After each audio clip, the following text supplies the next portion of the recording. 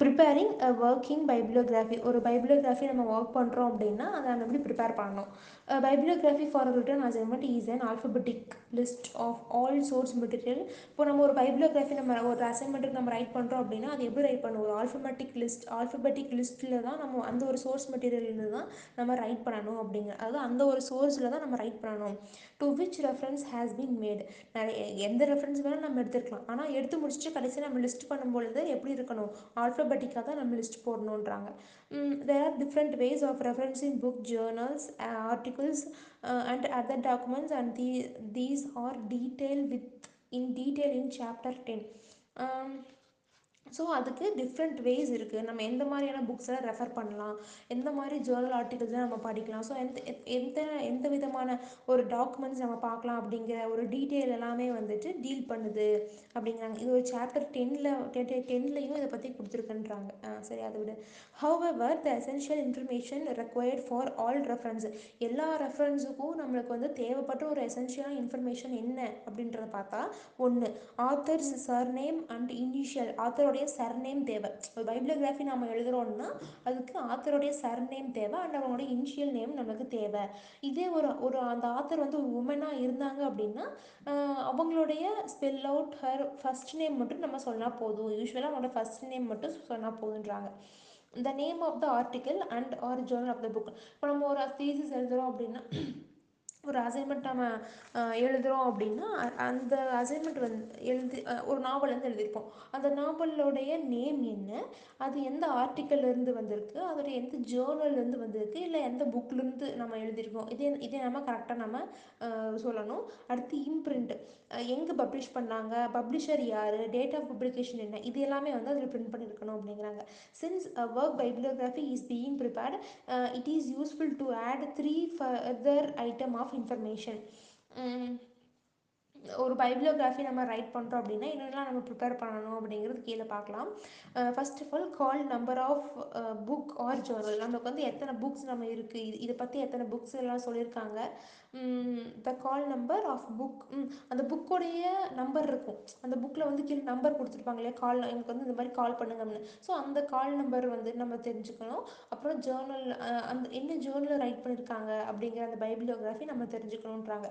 The library where the book or journal maybe located. ஒரு லைப்ரரியிலையோ இல்லை அந்த ஒரு ஜேர்னலையோ எங்கே லொக்கேட் பண்ணியிருக்காங்க. சில இடத்துலலாம் பார்த்தா இப்போ லைப்ரரியில் தான் லொக்கேட் பண்ணியிருப்பாங்க, சில இடத்துலலாம் ஆன்லைனில் மட்டும்தான் வெளியிட்டிருப்பாங்க. இந்த புக்கை வந்து பிரிண்ட் பண்ணி பப்ளிஷ் பண்ணியிருக்க மாட்டாங்க. அது மாதிரி தாங்க அந்த library where the book or journal maybe located. அந்த ஒரு லைப்ரரியில் அந்த புக் எங்கே இருக்கும். லைக் இப்போ ஃபார் எக்ஸாம்பிள் நாவல் அப்படின்னு எடுத்துக்கிட்டோம்னா அந்த நாவல் எல்லாமே எதில் இருக்கும், இங்கிலீஷ் லிட்ரேச்சர் அப்படிங்கிற லைப்ரரி அந்த ஒரு பார்ட்டில் தானே இருக்கும். அதுதான் இப்போ ஒரு சயின்ஸ் ரீதியாக இருக்குன்னா அதில் சயின்ஸு சம்மந்தப்பட்ட அந்த ஒரு இதில் இருக்கும் இல்லையா, அதுதான். Phrase or sentence indicating the content. ஒரு ஃப்ரேஸாக இருந்தாலோ இல்லை ஒரு சில சென்டென்ஸெல்லாம் வந்துட்டு ஒரு ப்ரேஸும் இல்லை ஒரு சென்டென்ஸும் வந்து எதை இண்டிகேட் பண்ணணும், கண்டென்ட்டை இண்டிகேட் பண்ணணும். ஏதோ ஒரு கண்டென்ட் கண்டிப்பாக இருக்கணும். ஃப்ரேஸ் சொன்னாலும் சரி, ஒரு சென்டென்ஸ் சொன்னாலும் சரி, அதில் ஏதோ ஒரு இன்ஃபர்மேஷன் கண்டிப்பாக இருக்கணுன்றாங்க. கீழே கூட அவங்க ஒரு எக்ஸாம்பிள் கொடுத்துருக்காங்க. ஒரு கால் நம்பர் தேவை, அப்புறம் ஆத்தர் யார், டைட்டில் என்ன, அப்புறம் எங்கே பிரிண்ட் பண்ணியிருக்காங்க, அப்புறம் லைப்ரரி எங்கே லொக்கேட் ஆகிருக்கு, கண்டென்ட் இருக்கா, இந்த மாதிரி விஷயங்கள்லாம் அதில் இருக்கணுன்றாங்க. அடுத்து many students find it useful to write each reference of the working bibliography on 3x4 cards because these are easy to short alphabetically. So இப்போ நம்ம வந்து நிறைய ஸ்டூடெண்ட்ஸ் வந்து ஃபைன் பண்ணியிருக்காங்க. இந்த ரெஃபரன்ஸ் பண்ணுறது ரொம்பவே, இந்த ஒர்க்கிங் பைபிளியோகிராஃபி பண்ணுறது ரொம்பவே யூஸ்ஃபுல்லாக இருக்குது அண்ட் ஈஸியாகவும் இருக்குது அப்படிங்கிறாங்க. ஏன் அப்படின்னா இது ஆல்ஃபபெட்டிக்கலாக வந்து அடுக்கி வைக்குது இல்லையா, ஸ்டார்ட் பண்ணி வச்சுருக்கு ஸ்டோரில். ஸோ ஈஸியாக இருக்குன்றாங்க. It is called working bibliography. இது வந்து ஒர்க்கிங் பைபிளியோகிராஃபி அப்படின்னு கூப்பிடுறாங்க. ஏன் அப்படின்னா because new cards can be added as one progress in one reading. Constant reference is made to existing cards and adding and corrections to cards are noted. இப்போ வந்துட்டு ஒரு new card add ஆயிருந்தாலும் சரி அந்த பைபிளியோகிராஃபியில் வந்துட்டு தெரிஞ்சிடும். அண்ட் ஏதோ ஒன்று read பண்ணி யாரோ ஒருத்தர் எடுத்துகிட்டு போயிட்டாங்க ரீட் பண்ணுறதுக்கு அப்படின்னாலும் அதில் தெரிஞ்சிரும். அண்டு ஒரு கார்டு வந்து எக்ஸிஸ்ட் ஆயிடுச்சு அப்படின்னாலும் அதில் தெரிஞ்சிரும். இன்னும் வேறு ஏதாவது அடிஷ்னலான கரெக்ஷன்ஸ் ஒரு புக் எடுத்துகிட்டு போய் அதை கரெக்ட் பண்ணியிருக்காங்க அப்படின்னா அதுவும் தெரிஞ்சிருன்றாங்க.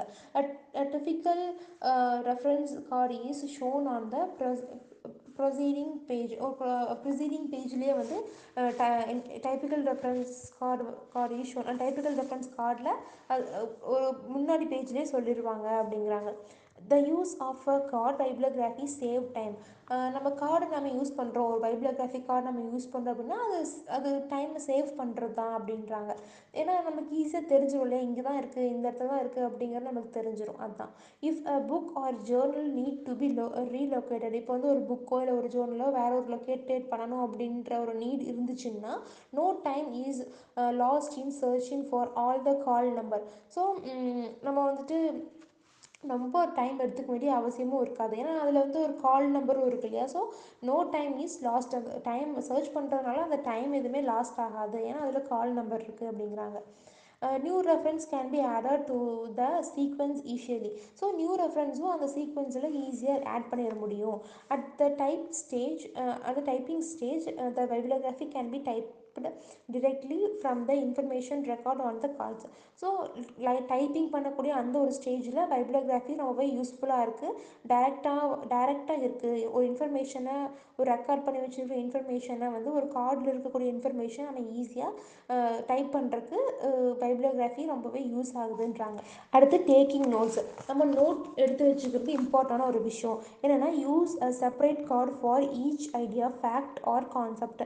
நம்ம வந்துட்டு செப்பரேட் கார்டை ஒவ்வொன்றுக்கும், ஒவ்வொரு ஐடியாவுக்கும், ஒவ்வொரு ஃபேக்ட்டுக்கும், ஒவ்வொரு கான்செப்ட்டுக்கும் செப்பரேட்டான ஒரு கார்டு யூஸ் பண்ணுங்கிறாங்க. இதனால் என்ன ஆகுது, short out categories and attach to the draft outline. So நம்மளால் வந்து கேட்டகரிஸ் நம்மளால் ஷார்ட் அவுட் பண்ணிக்க முடியும். அண்ட் டிராஃப்ட் அவுட்லைனை கூட நம்மளால் ஈஸியாக அட்டாச் பண்ணிக்க முடியும். In subsequent redraft much writing time in save. So redraft நம்ம ரைட் பண்ணுறோம் அப்படின்னா நமக்கு ரொம்ப டைம் வந்து சேவ் ஆகுது அப்படிங்கிறாங்க. ஏன்னா ஒவ்வொரு கார்ட்லேயும் இப்போ வந்துட்டு ஒரு சயின்ஸ் பற்றி நம்ம ஏதோ ஒன்று எழுதிருக்கோன்னா அந்த கார்டு தனியாக இருக்குது. ஏதோ வேறு ஏதோ ஒரு ஐடியா பற்றி எழுதணும், அந்த கார்டு தனியாக இருக்கு இல்லையா. ஸோ தனித்தனியாக நம்ம வச்சுருக்கிறதுனால நம்மளால ஈஸியாக அதை வந்து டைம் சேவ் பண்ணிக்க முடியுது அப்படிங்கிறாங்க. ஏன்னா ஒட்டுமொத்தமாக ஒரு நோட்டுக்கு ஒரு சப்ஜெக்ட் நம்ம எடுத்துக்கிறோம் அப்படிங்கிறதும், ஒரே ஒரு நோட்லேயும் எல்லா சப்ஜெக்ட்டும் எடுத்துக்கிறோம் அப்படிங்கிறது வித்தியாசம் இருக்குல்ல. ஒரு நோட்டுக்கு ஒரு சப்ஜெக்ட் தான், இப்போ இந்த நோட்டா, இந்த நோட்டில் ஃபுல்லாக இந்த சப்ஜெக்ட் தான் இருக்கும், எங்கே பார்த்தாலும் இந்த சப்ஜெக்ட் தான் தெரிஞ்சிடும். இதே ஒரு நோட்லேயே எல்லா சப்ஜெக்ட்டும் நம்ம எழுதியிருக்கோம் அப்படின்னா எந்த இடத்துல எந்த சப்ஜெக்ட் எழுதியிருக்கோன்னு தெரியாது. ஸோ ரொம்ப மைன்யூட்டாக உட்காந்து தேட வேண்டியதாக இருக்கும். அதுதான் சொல்கிறாங்க. Put a heading at the top of each card. ஒவ்வொரு கார்ட்லேயுமே வந்து நம்ம ஹெட்டிங் போடணும் அப்படிங்கிறாங்க. நம்ம நோட்ஸ் எடுத்து வைக்கிறோம் இல்லையா, அதில் ஒவ்வொரு கார்ட்லேயுமே நம்ம ஹெட்டிங் போடணும் அப்படிங்கிறாங்க. Such heading usually consist of keywords or phrase. அந்த ஹெட்டிங் வந்துட்டு ஒரு கீவேர்ட் மாதிரி கொடுத்துருக்கலாம், ரொம்ப பெரிய ப்ரீஃபாக இருக்க வேண்டியதில்லை. அந்த ஹெட்டிங் வந்து ஒரு கீவேர்ட்ஸ் கொடுத்துருக்கலாம், இல்லை ஒரு ஃப்ரேஸ் வந்து ஐடென்டிஃபை பண்ணியிருந்துருக்கலாம் அப்படிங்கிறாங்க. Record sufficient information to identify each note. அதில் வந்துட்டு ஒரு சில இன்ஃபர்மேஷன் நம்ம அதில் சொல்லியே ஆகணும் ஒரு நோட்டில். இப்போ நோட்டில் நம்ம நார்மலாக ஒரு நோட் எடுத்து வைக்கிறோம் அப்படின்னா தேவைப்படுற இன்ஃபர்மேஷன் தான் நம்ம எடுத்து வைப்போம். ஸோ அதான் சொல்கிறாங்க. Since a working bibliography has previously been prepared. நம்ம வந்து ஏற்கனவே ப்ரிப்பேர் பண்ணிட்டு இருக்கிறோம் பைபிளியோகிராஃபி அப்படின்னா நம்ம கண்டிப்பாக அந்த ஆத்தருடைய நேம் தெரிஞ்சுக்கணும். அந்த எப்போ அந்த date R sufficient to identify publication எப்போ ஆச்சு அப்படிங்கிறத தெரிஞ்சுக்கணும். டு லொக்கேட் அந்த பப்ளிகேஷன் வந்து எந்த இடத்துல இதாச்சு, அப்புறம் அந்த எத்தனை பேஜ் நம்பர்ஸ் இருக்குது அப்படிங்கிறத கூட நம்ம தெரிஞ்சுக்கணும் அப்படிங்கிறாங்க. indicate whether you are paraphrasing or quoting verbatim. இப்போது you will save yourself a lot of time if you check the accuracy of quotes as you take. இப்போ நம்ம வந்து நோட்ஸ் எடுத்து வச்சுருக்கிறதுல நம்ம அக்யூரஸியாக நம்ம எடுத்து வச்சுக்கிறோம் அப்படின்னா நம்மளுக்கு நிறைய டைம் வந்து சேவ் ஆகுது அப்படிங்கிறாங்க. ஏன்னா நம்மளால் அக்யூரஸியாக நம்ம தெரிஞ்சுக்க முடியும், ஆமாம் இதான் எடுத்துருக்குறாங்க, இது நம்ம படிச்சிருக்கிறோம், இதை நம்ம பார்த்துருக்குறோம் அப்படிங்கிறது தெரியுது இல்லையா. அதுதான் நம்ம அக்யூரேட்டாக நம்ம எடுத்து வச்சுக்கிறோம் ஒவ்வொரு கோட்ஸுமே. அப்படி எடுத்து வச்சுக்கும் பொழுது ரொம்ப ஈஸியாக இருக்குது, ரொம்ப லாட் ஆஃப் டைம் வந்து சேவ் ஆகுதுங்கிறாங்க. Word omitted at the beginning or middle of the sentence are indicated by ellipsis. இப்போ வந்துட்டு ஒரு கோட்ஸ் எடுத்து வைக்கிறோன்னா அந்த கோட்ஸில் வந்து முதல்ல இது நம்ம முதல்ல பார்த்த மாதிரியே எந்த ஏதோ எந்த விஷயத்த நம்ம பிகினிங்கில் ஒமிட் பண்ணுறோமா இல்லை மிடில் ஒமிட் பண்ணுறோமா அப்படிங்கிறது விஷயம் இல்லை. நம்ம ஒமிட் பண்ணுற இடத்துல நம்ம என்ன பண்ணணும், எலாப்சிஸ் அப்படிங்கிற மார்க்கு நம்ம போடணும். அப்படி பண்ணால் தான் அந்த இடத்துல வந்துட்டு ஏதோ ஒமிட் பண்ணியிருக்கிறோம் அப்படிங்கிறது தெரியும் அப்படிங்கிறாங்க. Omitted at the end of the sentence by ellipsis marked and period. So வந்துட்டு எந்த நம்ம ஒமிட் பண்ணியிருக்கிறோம் அப்படின்னா ஒரு பீரியடாக இருக்கட்டும் இல்லை ஏதாவது ஒரு மார்க் அந்த ஒரு எலாப்சிஸ் நம்ம பண்ணியிருக்கோம் அப்படின்னா அப்போ நம்ம ப்ராக்கெட் போட்டு அப்படி பண்ணணும் அப்படிங்கிறாங்க. இஃப் எனி என்னது பை எலாப்சிஸ் கடைசியில் நம்ம வந்துட்டு நம்ம போடுறோம் அப்படின்னா 4 பாயிண்ட் வைக்கணும். அதான் சொல்கிறாங்க 4 பாயிண்ட் வைக்கணும் அப்படிங்கிறாங்க. If any words are added to quote to make intelligible out of its original text the additional words are enclosed in square. அதான் நார்மலாக ஆத்தர்ஸ் சொன்னதை நம்ம வந்துட்டு நார்மலாக போட்டு வச்சிடலாம். நடுவில் 3 பாயிண்ட்டு லாஸ்ட்டாக 4 பாயிண்ட்டு வைக்கிறோம். இதே நம்ம சொல்கிறோம் அப்படின்னா நம்ம ஒரு முக்கியமான ஏதோ ஒரு விஷயத்தை நம்ம கோட் பண்ணுறோம் அப்படின்னா அதை நம்ம ஸ்கொயர் ப்ராக்கெட்டில் போடணும் அப்படிங்கிறாங்க. இங்கே கூட ஏதோ எக்ஸாம்பிள்லாம் கொடுத்துருக்குறாங்க, கீழே என்னமோ கொடுத்துருக்குறாங்க, அதெல்லாம் தேவையில்லை. அடுத்து அவுட்லைன். நம்ம அவுட்லைன் எப்படி கொடுக்குறது அப்படின்னா ஃபர்ஸ்ட் ஆஃப் ஆல் இன்ட்ரடக்ஷன் போடுறோம், அப்புறம் பாடி, அப்புறம் கன்க்ளூஷன். நார்மலாக அவுட்லைன் ஒரு தீசிஸில் வந்துட்டு எப்படி அவுட்லைன் கொடுப்போம், இன்ட்ரடக்ஷன் போடுறோம், அப்படி தானே போடுவோம். ஃபர்ஸ்ட் ஆஃப் ஆல் இன்ட்ரடக்ஷன் எல்லாம் கொடுக்குறாங்க. Give a clear statement of the problem. அந்த ப்ராப்ளம் என்ன அப்படிங்கிறத நம்ம கிளியராக ஸ்டேட்மெண்ட் கொடுக்கணும். Define your terms and indicate the limit of the study. நீங்கள் எந்த டேர்ம் நீங்கள் எடுத்த டேர்மை டிஃபைன் பண்ணணும். அப்புறம் வந்து அந்த ஸ்டடி எந்த அளவுக்கு லிமிட்டாக இருக்குது அப்படிங்கிறத நீங்கள் இண்டிகேட் பண்ணணும். Set the problem within meaningful background. ஐயோ மலர் மேம் கிளாஸா, ஒரு நிமிஷம். Outline. First of all outline ஒரு அசைன்மெண்ட்டில் நம்ம எப்படி அவுட்லைன் கொடுக்கறது அப்படின்னா there are many forms that your outline might take and certain departments might specify particular formats. இப்போ ஒவ்வொரு ஃபார்மேட்டுக்கும், அதாவது ஒவ்வொரு டிபார்ட்மெண்ட்டுக்கும் ஒவ்வொரு ஃபார்மேட் இருக்குது அப்படின்னு சொல்கிறாங்க. இப்போ தமிழ் டிபார்ட்மெண்ட்னா அவங்களுக்கு வேறு ஏதோ ஃபார்மேட் இருக்கலாம். ஸோ சயின்ஸ் டிபார்ட்மெண்ட்னா அவங்களுக்கு ஏதாவது ஒரு ஃபார்மேட் இருக்கலாம். ஸோ ஒரு டிபார்ட்மெண்ட்டுக்கும் அது வேரி ஆகும் அப்படிங்கிறாங்க. You should be familiar with department. நம்ம டிபார்ட்மெண்ட்டில் ரெக்குவயர்மெண்ட்ஸுக்கு ஏற்ற மாதிரி நம்ம அதை ஃபெமிலியராக பார்த்துக்கணும் அப்படின்றாங்க. இதை ஃபாலோவிங் என்ன அப்படி எந்த ஒரு அவுட்லைன் நம்ம எந்த அவுட்லைன் நம்ம யூஸ் பண்ணணும் அப்படின்னா ஃபர்ஸ்ட் ஆஃப் ஆல் இன்ட்ரடக்ஷன் போடணும், அப்புறம் பாடி என்னங்கிறது சொல்லணும், அப்புறம் கன்க்ளூஷன் போட்டு முடிச்சிடணும். இன்ட்ரடக்ஷன் என்ன பண்ணணும், give a clear statement of the problem. அந்த ப்ராப்ளம் என்ன அப்படிங்கிற கிளியர் ஸ்டேட்மெண்ட்டை நம்ம கொடுக்கணும் அப்படிங்கிறாங்க. Define your terms and indicate the limits of the study. நம்மளுடைய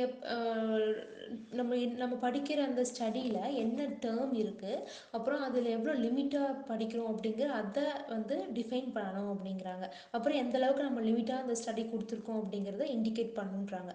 set the problem within a meaningful background. அந்த ப்ராப்ளம் நம்ம மீனிங்ஃபுல் பேக்ரவுண்டோடைய செட் பண்ணணும் அப்படிங்கிறாங்க. அந்த அதான் செட் பண்ணணுன்றாங்க. This may take several forms. இது வந்து நிறைய ஒரு செவரல் ஃபார்ம்ஸ் எடுத்துக்கிறதுக்கு சான்ஸ் இருக்குது. First of all setting the study may be described. அந்த நம்ம படிக்கக்கூடிய ஸ்டடியில் எங்கே செட்டிங் இருக்குது அப்படிங்கிறத டிஸ்கிரைப் பண்ணணும். Previous research may be reviewed. Previous research வந்து நம்ம ரிவ்யூ பண்ணியிருக்கோமா அப்படிங்கிறதையும் சொல்லணும். The time dimension may be indicated. நம்ம டைம் டைமென்ஷனையும் நம்ம இண்டிகேட் பண்ணணும் அப்படின்றாங்க.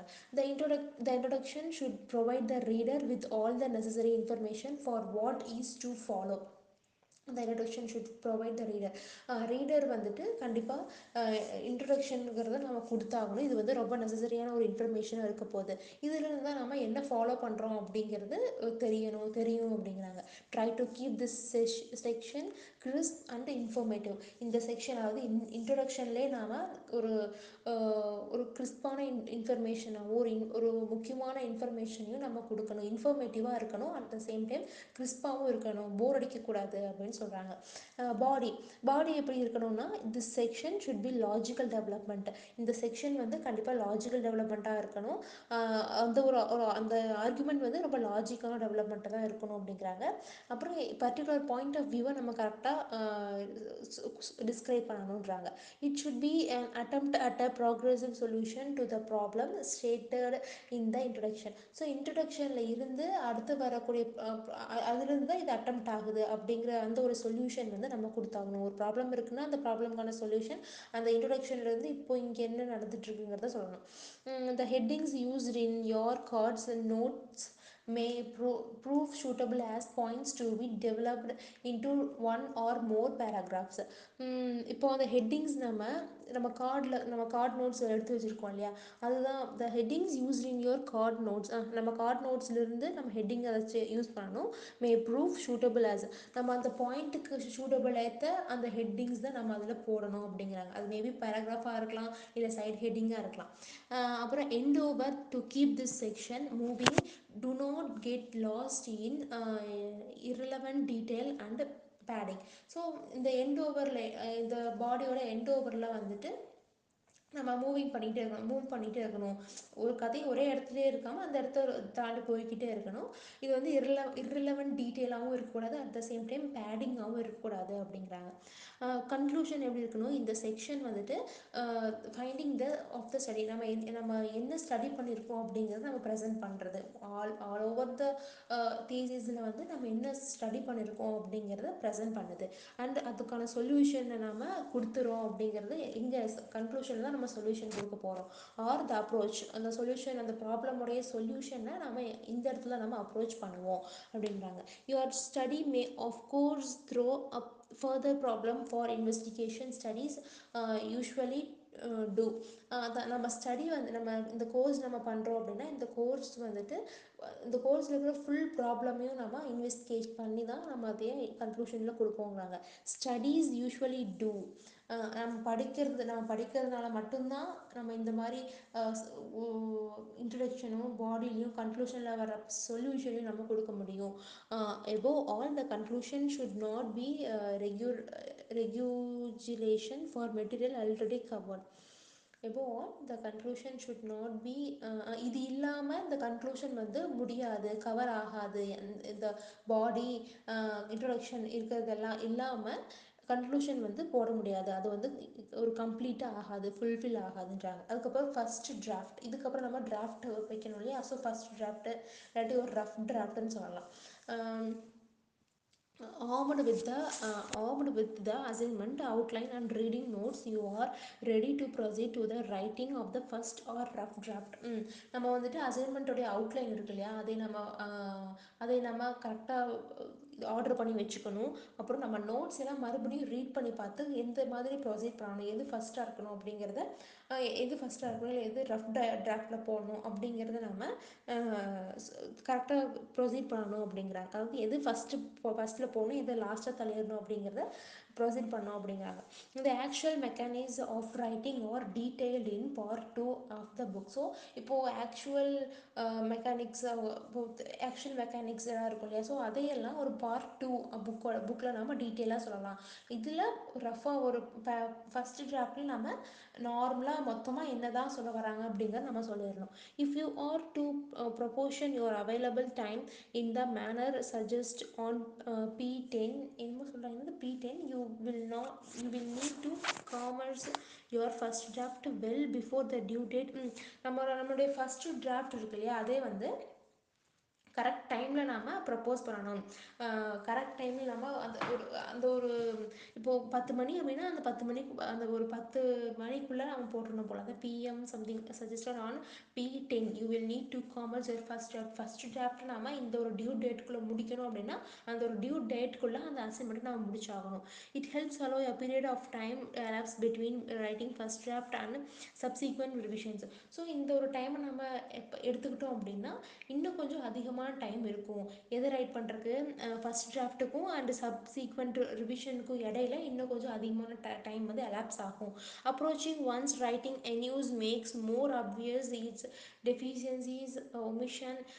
ஸோ இந்த மாதிரி ரைட்டிங்கில் நம்ம என்ன பண்ணலான்னா எது எடுத்துக்கணும், எது டெஃபிஷியன்சின்றதை முடிவு பண்ணணும், எது ஒமிட் பண்ணணும் அப்படிங்கிறது, எது டிஸ்ஜாயின் பண்ணணும் அப்படிங்கிறத நம்ம ஒரு ஒரு ஒரு பிளான் பண்ணி இதெல்லாம் பண்ணணும் அப்படிங்கிறாங்க.